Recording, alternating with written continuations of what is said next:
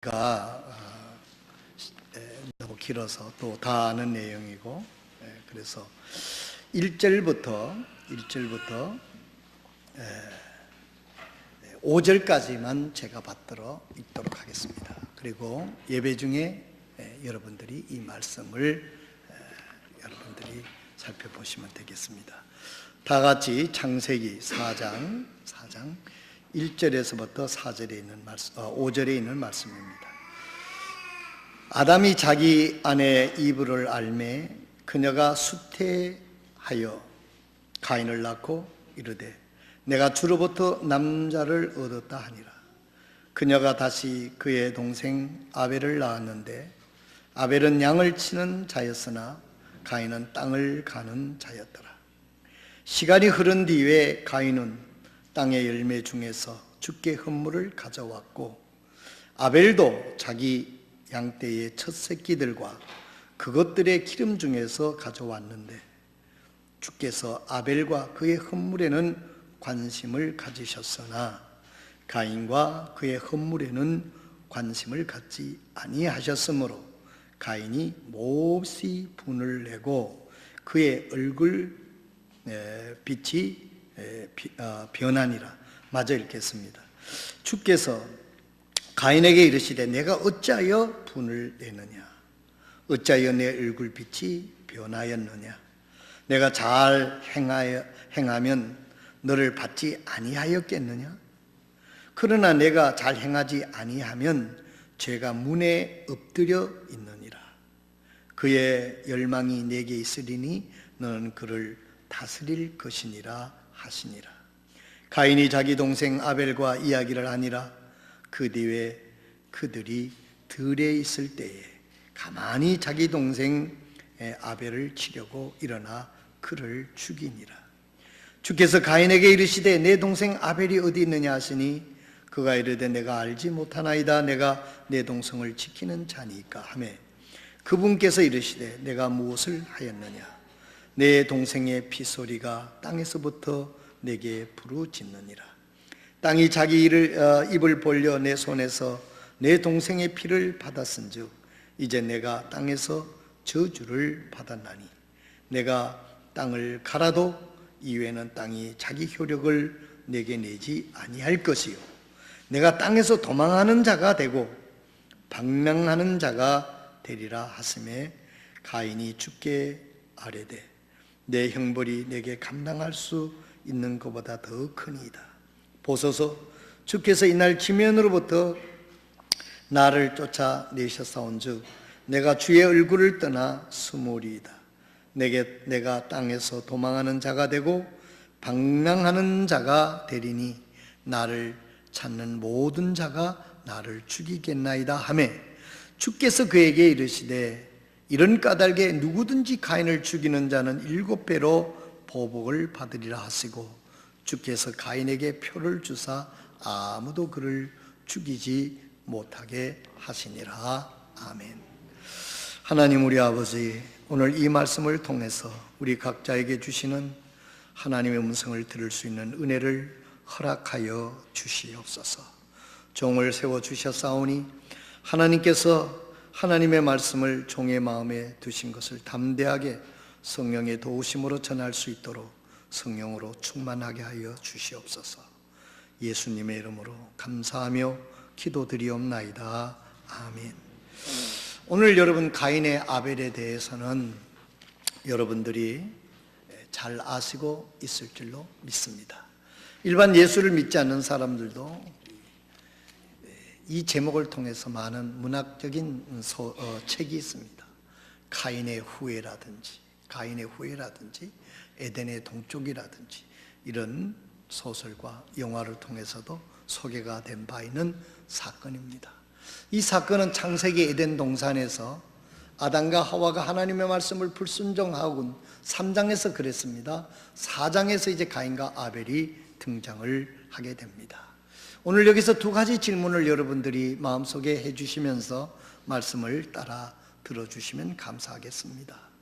왜 하나님께서 가인의 예배는 받지 아니하셨고 가인이 그 예배를 받지 않아서 정말 분이 얼굴에 드러날 정도로, 또 가인에게 네가 이 분을 다스리지 못하면 문 밖에서 이것이 너를 기다리고 있다, 더 깊은 죄 속으로 빠져들게 할 것이라고 하는 주님의 친절한 경고에도 불구하고 이 가인은 왜 돌이키지 못했을까 하는 이 질문이 이 말씀 속에서 있습니다.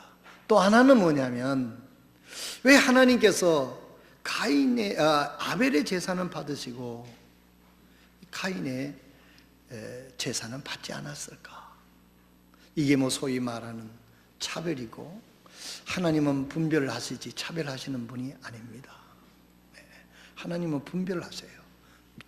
믿음으로 사는가, 믿음이 있는가, 그렇게 분별하시지 차별하시지는 않아요. 이 차별이라고 하는 것은, 자녀들도 길러보면 비교하고 차별하는 것은 아주 인격 형성에 좋지 않다고 합니다. 왜 하나님께서 가인의 예배는 제사는 받지 않고 아벨의 제사는 받았을까? 그리고 이 가인이 죄를 범해서 동생을 죽입니다. 여러분, 이건 너무너무 용서받을 수 없는 그런 죄지요. 그런데도 왜 하나님께서는 가인을 벌하시지 아니하시고 표를 줘서 아무도 가인을 건드리지 못했을까 하는 것이 오늘 이 본문을 통해서 우리가 진지하게 우리 스스로에게 질문을 하면서 우리가 해답을 찾고자 하는 노력이 필요한 것입니다. 이 모든 것들은 우리가 복음으로 해석되어야 되는 하나님의 은혜의 사랑의 메시지가 이 속에 포함되어 있는 것입니다. 에돔 동산에서 쫓겨난 아담과 하와가 두 아들을 낳습니다. 첫 아들은 가인이고 둘째 아들은 아벨이었습니다. 그런데 가인과 아벨이 동시에 하나님께 제물을 드리며 제사를 지냈는데, 하나님께서 아벨의 제사는 받으셨지만 가인의 제사는 받지 않으십니다. 이로 인해 가인은 몹시 화를 냈고, 결국 그 화를 다스리지 못하고 동생 아벨을 죽이는 점진적 죄악의 프로그레스가 진행이 돼서 살인죄를 범하게 됩니다. 가정에 이것보다도 더 큰 비참한 비극이 어디에 있습니까? 하나님께서는 살인을 저지르는 가인을 벌하시면서 동시에 다른 이들로 하여금 죽음을 당하지 않도록 은혜의 표를 주십니다. 이 이유는 무엇일까요? 답을 먼저 드립니다. 하나님은 사랑의 하나님이십니다. 그래서 그런 죄를 범했을지라도 가인에게 회개할 수 있는 기회를 주신 것입니다. 이게 간단한 답이에요. 여러분, 우리가 지금 부족하고 하나님께 예배한다고 하더라도 제대로 예배하지 못할 때가 많이 있습니다. 형식적으로 드릴 수도 있고, 마지못해 드릴 수도 있고, 억지로 드릴 수도 있고, 짜증내면서 드릴 수도 있습니다. 그런다고 하나님이 당장 심판하고 벌을 주시지 않습니다. 하나님은 기다려 주시는 거예요. 이게 하나님이십니다. 하나님의 은혜입니다. 우리가 이것을 알아야 돼요. 우리가 이것을 알지 못하고 내가 아주 완벽한 줄 알고 완전한 줄 알고 우리가 교만에 빠지면 안 돼요. 만약에 여기는 가인에게 하나님께서 그렇게 얘기했었을 때 자신을 좀 돌아보고 뉘우치고 회개하고 자백했다면 비극을 막을 수 있었을 텐데 하는 이런 생각을 하게 하는 것입니다. 자, 그래서 가인은 농사를 지었고 아벨은 양을 키우는 자였습니다. 아마 에덴 동산 3장에서 사건의 4장이 있으니까 아담이 하나님께서 예배하는 방법을 아담이 잘 가르쳐 줬을 거라고 생각해요. 그때 당시는 부모가 자녀의 말을 철저하게 들어야 돼요. 다른 선지자도 없고 가르침도 없고 학교도 없기 때문에 부모가 곧 하나님이고 교사고 가르치는 거예요. 그래서 구약 성경에 보면 부모에게 절대 복종하도록 그렇게 성경은 가르치고 있습니다. 그 아담이 두 아들에게 가르치지 않을 이유가 없어요. 아담이 범죄하고 숨어 있었을 때 하나님이 아담과 하와를 찾아오지 않았습니까? 기억나십니까? 아담아, 네가 어디 있느냐? 이건 인류에게 던지시는 하나님의 질문입니다. 아담아, 네가 어디 있느냐? 아담이 말합니다. 내가 벗었으므로 숨어 있습니다. 하나님께서 아담을 찾아가서 자기들 딴에는 그냥 수치를 가란다고 무화과 나무를 가지고 수치를 가리고 그야말로 참 안가팀을 부린, 얼마나 안타까웠죠. 하나님께서 이 아담을 찾아가셔서 아담의 문제를 해결해 주시지 않습니까? 양을 잡아서 피를 흘려서 가죽을 벗겨서 아담에게 튼튼한 가죽 옷을 입혀줍니다. 우리가 여러 번 설교했습니다만 이게 복음입니다. 구원의 예표입니다. 하나님께서 우리 죄를 구원해 주시기 위해서 하나님께서 당신이 친히 이 땅에 오셔서 십자가에서 피 흘려 죽으시고 우리의 죄를 해결해 주시고 부활하셔서 그 예수의 피로, 구원의 그 예수님의 피로 우리 죄가 사함받고 하나님 앞에 우리가 설 수 있는 의인 되는 것이 바로 이 성경에 나타나는 구속사입니다. 다른 것으로 구원받는 길이 없어요. 사람이 무슨 인간의 힘으로 구원받을 수 있는 길을 고안하는 건 종교지요. 그러나 종교는 다 같을 수 있지만 기독교는 오직 한 길뿐이 없어요. 예수님께서 내가 곧 길이요 진리요 생명이니 나로 말미암지 않고는 아무도 아버지께로 올 수가 없느니라.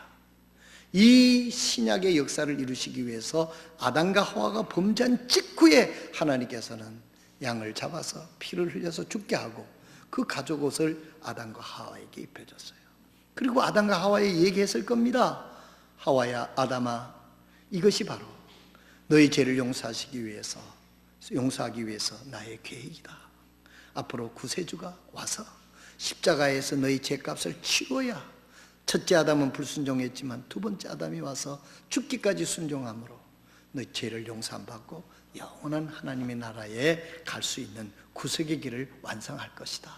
그래서 너희들이 죄를 범할 때마다 참으로 이렇게 양을 잡아서 하나님 앞에 예배할 때마다 이렇게 앞으로 오실 그리스도를 생각하면서 그 예표로 양을 잡아서 예배를 해야 된다.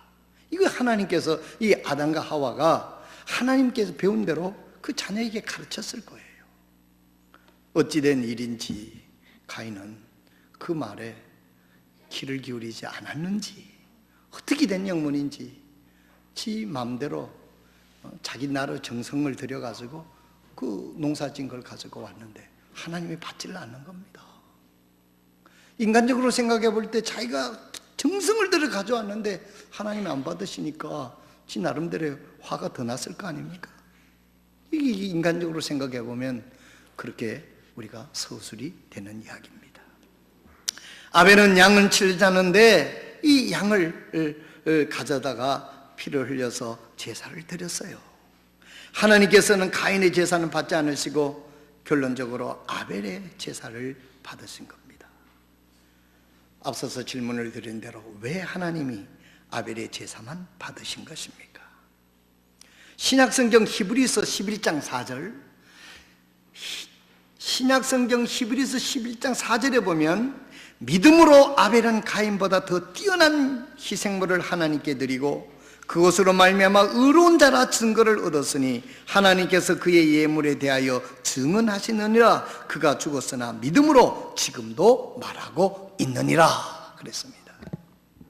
믿음으로 아벨은 뛰어난 희생물을 하나님께 드렸다 그랬어요. 여러분, 하나님 앞에 나가는 길은요, 예수 그리스도 통하지 않고는 아무도 하나님 앞에 갈 수가 없습니다. 이 세상에 있는 온갖 좋은 걸 다 가지고 가서 하나님 앞에 나간다 하더라도 하나님은 그 예배를 받지 않으시는 겁니다.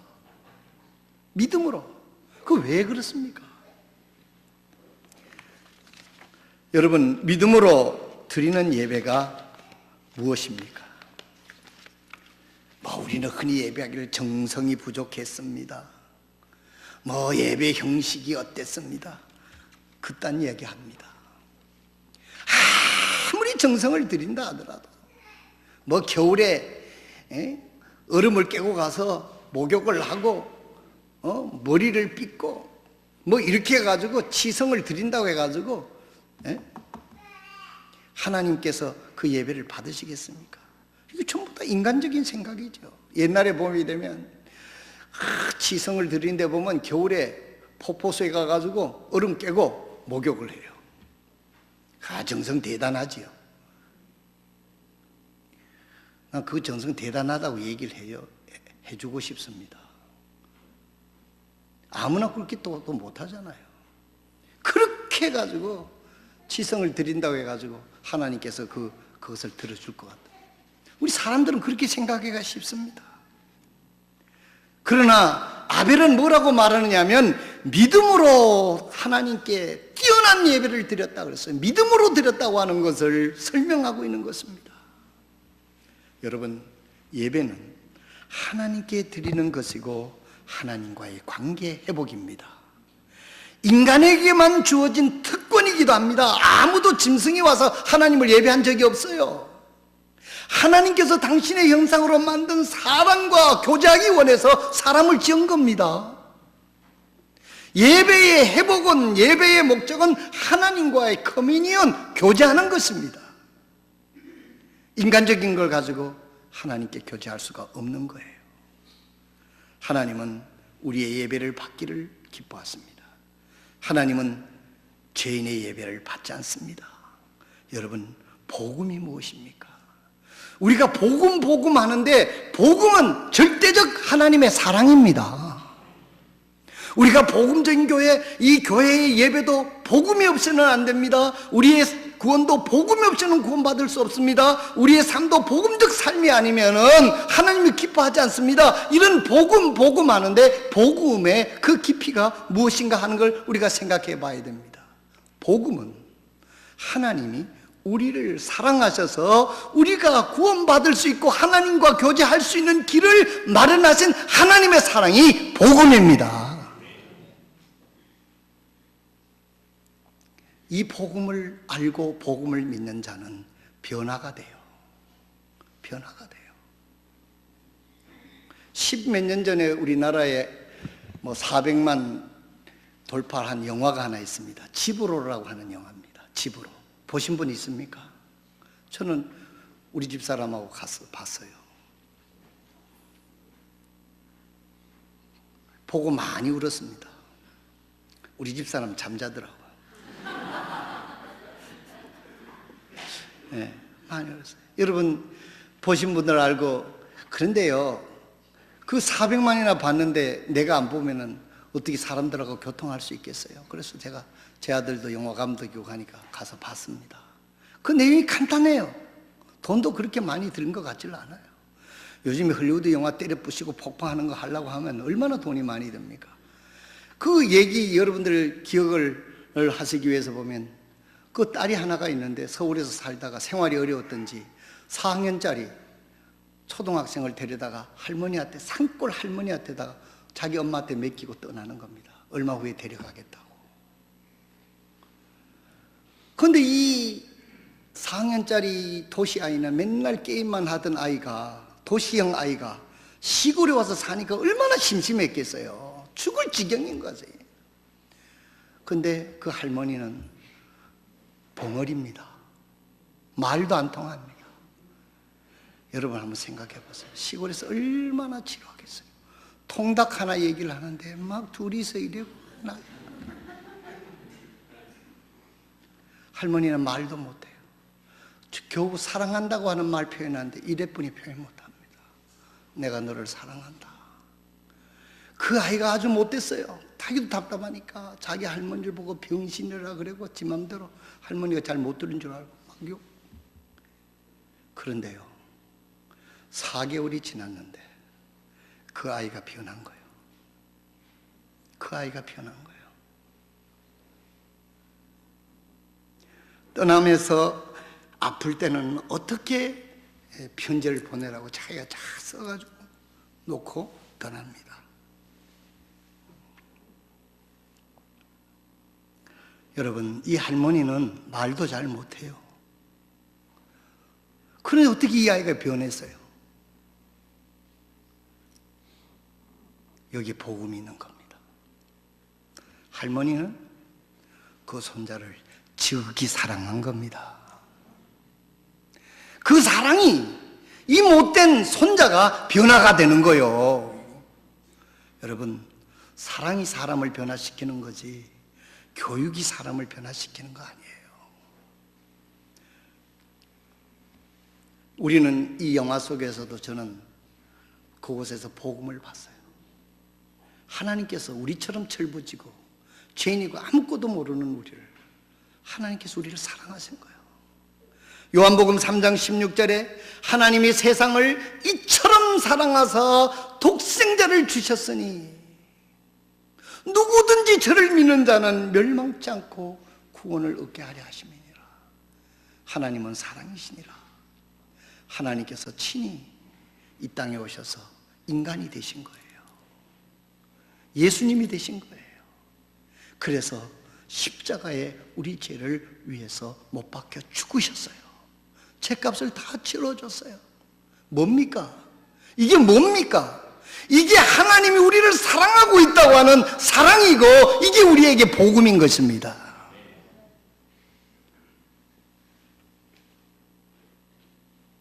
하나님께서 이 땅에 오셔서 우리에게 흠모할 것도 없고 좋을 것도 없고 착한 것도 없고 죄투성인 우리를 위해서 하나님이 내려오셔서 나를 위해서 죽으신 겁니다. 죽으신 것입니다. 온갖 수욕을 다 당하신 것입니다.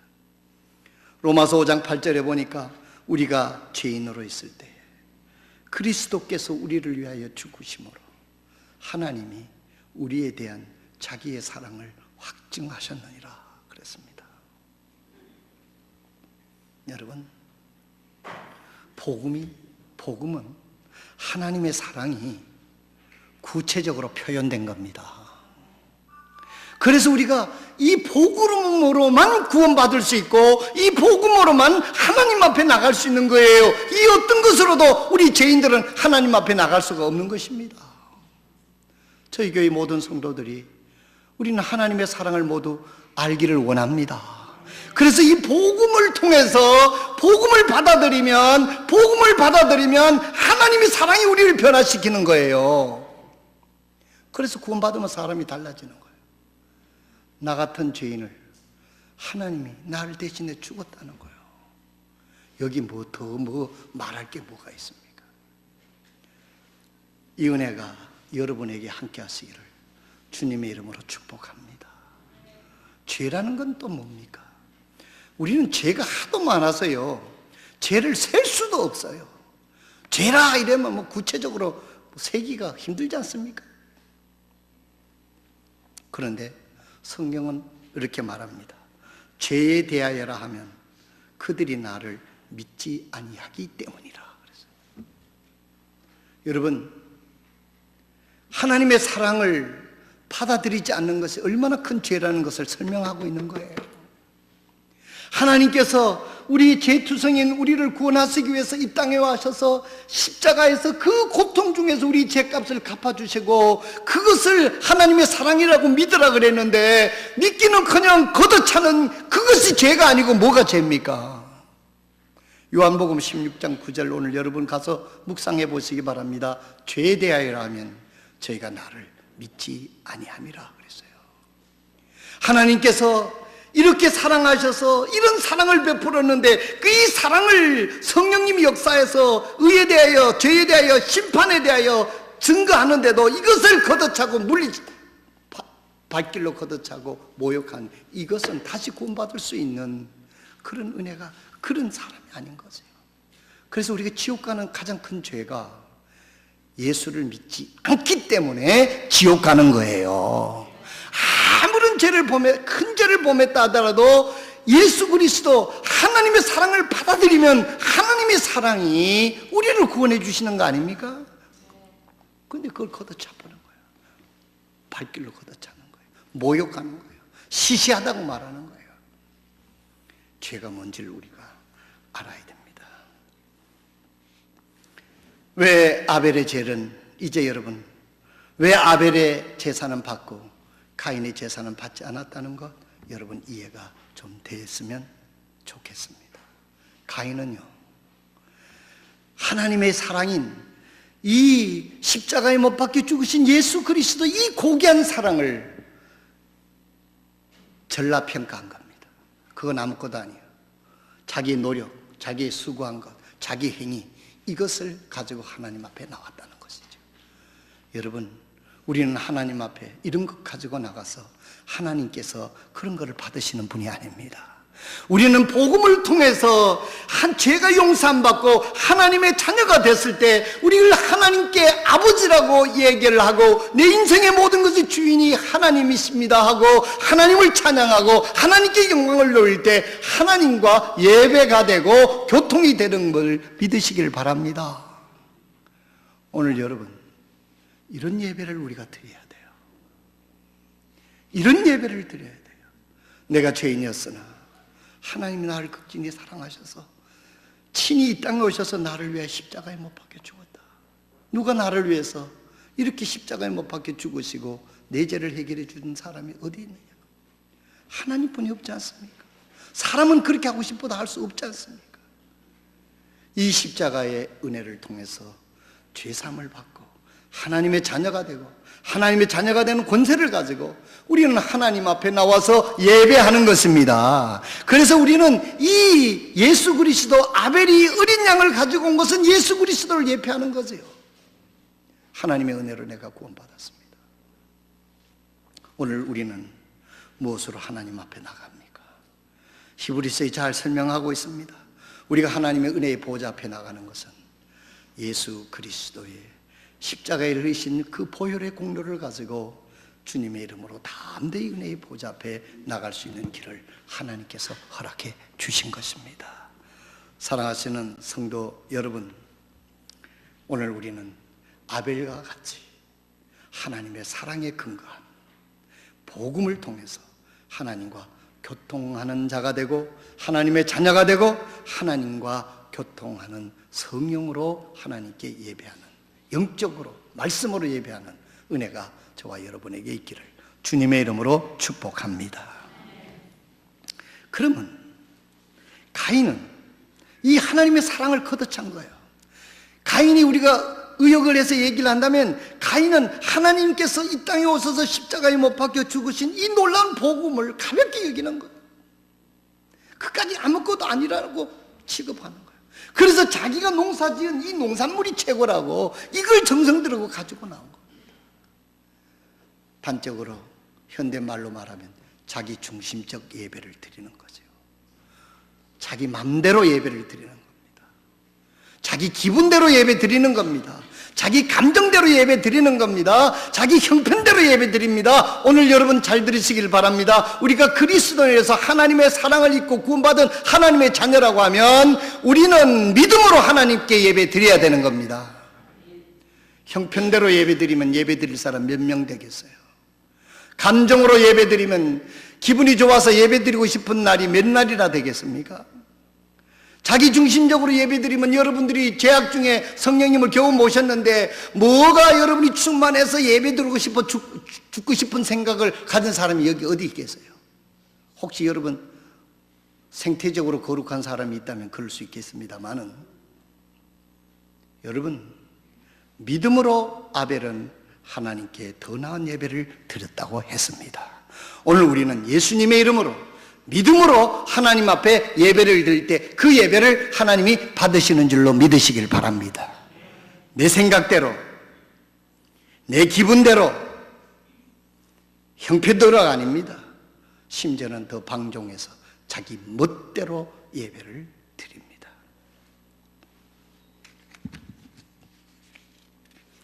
자, 그리고 이제 마지막으로 왜 가인이 하나님께서 예배를 받지 않는가 하는 것도 설명을 해드렸습니다.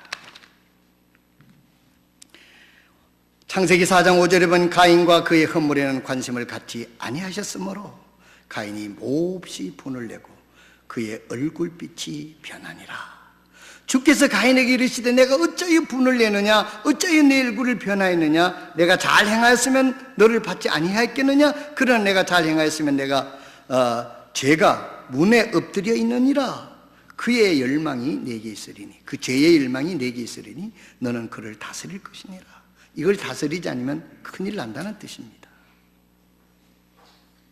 그런데 여기는 가인은 그 죄가 엎드려 있는 것을 다스리질 않았어요. 그래서 들에서 같이 일하다가 동생을 쳐 죽입니다. 최초의 살인자가 되는 겁니다. 여러분, 우리 그리스도인이요, 우리 그리스도의 삶 속에서 이 세상에 교회가 없고 예배가 없다면 우리가 이 세상을 어떻게 살아가겠습니까? 우리가 부족하고 연약해도, 믿음이 떨어져도 우리가 하나님 앞에 나와서 예배를 드릴 때 하나님의 말씀이 있고 성령이 역사해서 우리를 세워주고 빚어주고 우리 생각을 바꿔줘서 하나님의 뜻대로 가게 하는 길이 바로 하나님께서 교회를 세워주시고 성령을 주셔서 우리가 하나님께 예배하는 것입니다. 여러분, 예배를 등한히 하면 안 되는 거예요. 가인은 하나님의 말씀을, 하나님의 음성을 소홀히 들었어요. 오늘 우리가 하나님 앞에 예배한다고 이렇게 모여 있습니다만은 하나님의 말씀이라고 우리가 그걸 받아들일 때에 그 말씀의 능력이 내 삶 속에 역사할 줄로 믿습니다. 오늘날 자유주의 신학이 타락하고 사람이 변화지지 않는 말씀이 뭐냐면 이 성경이 하나님의 말씀처럼 여기지 않고 우화적으로 해석을 하고 우화적으로 생각하게 될 때 거기 뭘 기대할 수가 있겠습니다. 우리는 하나님의 말씀은 하나님의 한자 한자 성령의 감동을 부어서 한자 한자 축자적 영감으로 하나님 말씀을 기록해 주신 것을 우리는 믿습니다. 하나님이 이 말씀을 읽을 때 오늘도 살아계셔서 우리의 마음속에 역사하시고 우리를 지켜주시고 인도하시고 변화시켜주시고 우리를 구원하시는 능력이 하나님의 말씀 속에 있음을 믿습니다. 여러분, 그렇게 믿습니까? 하나님이 우리의 삶을 주관하고 하나님의 말씀이 우리를 인도하게 될 때 우리가 새 삶을 살 수가 있는 것입니다. 새 생활을 할 수 있는 것입니다. 우리가 예배가 없고 말씀이 없고 성령이 없다면 여기에 있는 가인처럼 죄라고 하는 것은 그대로 있는 게 아니에요. 자꾸 발전해가지고 바늘도둑이 소도둑되고 소도둑도둑이 더 큰 도둑 되는 거예요. 여기 가인 보세요. 오늘 여러분, 하나님 앞에 우리 모두는 진정으로 예배드리는 법을 배우는 은혜가 있기를 바랍니다. 마지막으로, 그러면 하나님이 받으시는 예배가 뭐냐? 예배적, 여기에 모여서 예배 1시간 잘 드렸다고 해서 예배 다 드렸다고 우리가 이렇게 생각하는 수가 있어요, 여러분. 예배 잘 드리고 교회당 문 가서 하나님 빠이빠이 오늘 나 예배했어요, 나 건드리지 마세요. 그리고 세상에 나가서 믿지 않은 사람하고 똑같이 산다고 하면 그거는 예배자의 삶이 아닙니다. 우리는 여기서 예배하는 것처럼 세상에 나가서도 하나님 중심의 하나님 말씀에 순종하면서 빛으로 소금으로 우리가 어떤 고난을 받더라도 그대로 살아가게 될 때 그 삶 전체가 하나님이 받으시는 산 예배가 되는 줄로 믿으시길 바랍니다. 오늘 이 예배관이 잘못되니까 뭐 그리스도인들이 20%니 25% 된다 그랬는데도 여러분, 세상이 변하지를 않는 거예요. 국회의원 300명 중에 100명이, 전에는 200명이 그리스도인이었다고 그래요. 근데 세상에서 얘기하잖아요. 그 200명이 국회의원들이 뭐냐 말이죠. 여러분, 오늘 우리는 그리스도의 은혜를 받은 자처럼 하나님의 사랑의 복음으로 구원받은 자처럼 우리는 하나님이 기뻐하시는 믿음의 예배적 삶을 살아가는 것을 하나님께서 우리의 인생을 기뻐하십니다.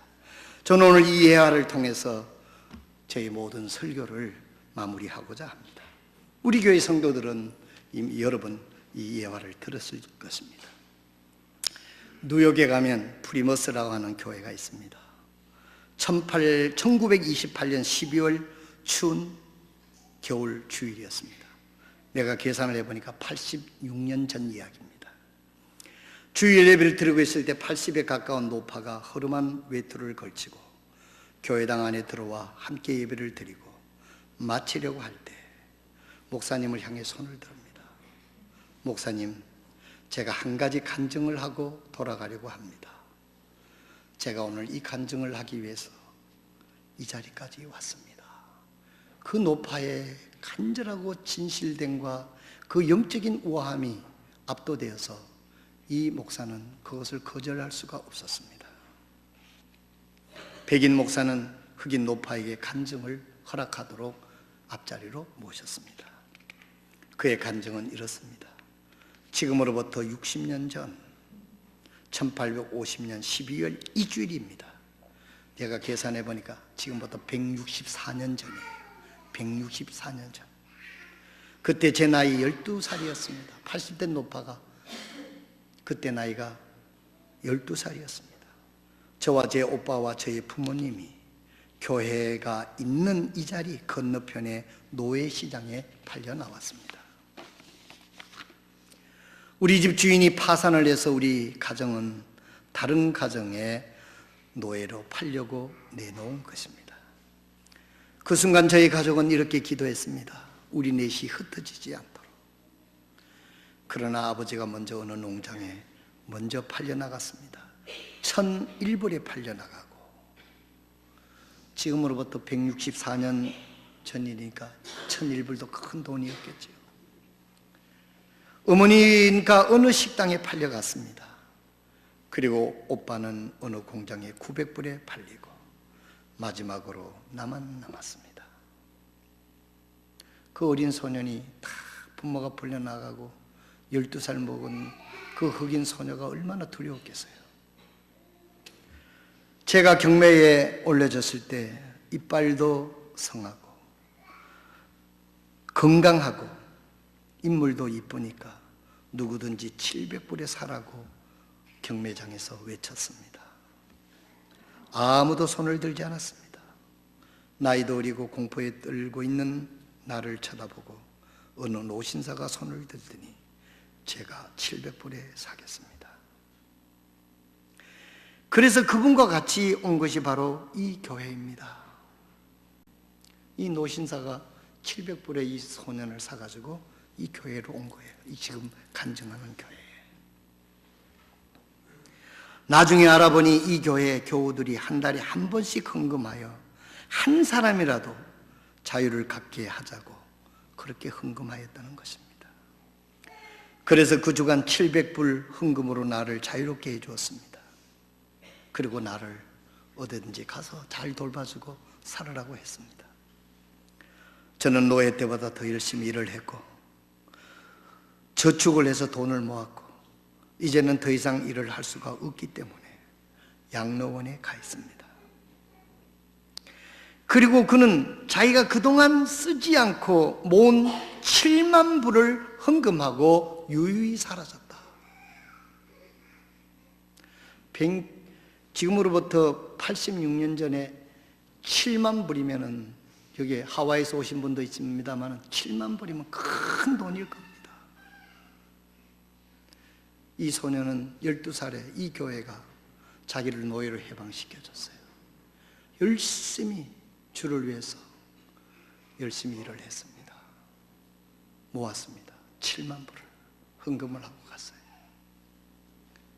그 교회는 그 돈을 선교 기금으로 아프리카 선교회장을 열게 했습니다.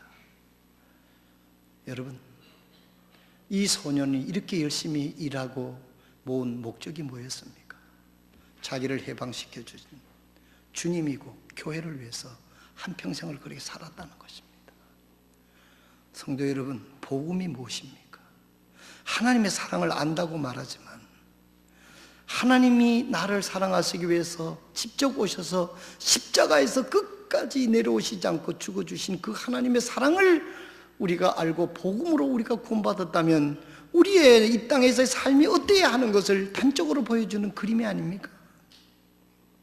이것이 예배적인 삶입니다. 오늘 우리들의 삶은 무엇을 위해 사는 것입니까?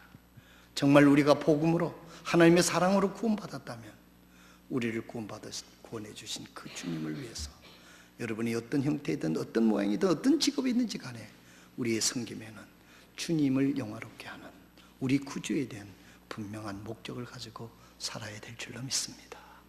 우리 교회가 주님을 위해서 주님 오실 때까지 이 은혜를 가지고 진정한 예배적 삶을 사는 저와 여러분 되시기를 주님의 이름으로 축원드립니다. 기도하겠습니다. 우리 이 시간